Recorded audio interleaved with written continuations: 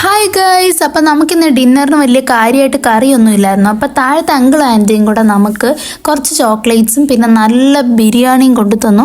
എനിക്ക് ആൻറ്റിയുടെ ബിരിയാണി ഭയങ്കര ഇഷ്ടമാണ്. കാരണം നമുക്ക് പെരുന്നാളിനും ഇതുപോലെ ആൻറ്റി ബിരിയാണി കൊണ്ട് തന്നായിരുന്നു. അപ്പോൾ അതിൻ്റെ കൂടുതൽ ഡേറ്റ്സിൻ്റെ അച്ചാറും ചട്നിയും അങ്ങനത്തെ കുറേ സാധനങ്ങളൊക്കെ കൊണ്ടു തന്നു. അപ്പോൾ ഈ വട്ടം അതേപോലത്തെ ഒരു സാലഡും മല്ലിയിലൊക്കെ മിക്സ് ചെയ്തിട്ടുള്ളൊരു സാലഡും പിന്നെ അതേപോലെ നല്ല മല്ലിയില ചട്നി ഉണ്ടായിരുന്നത്. പിന്നെ ഇതാണ് നമ്മുടെ ബിരിയാണി.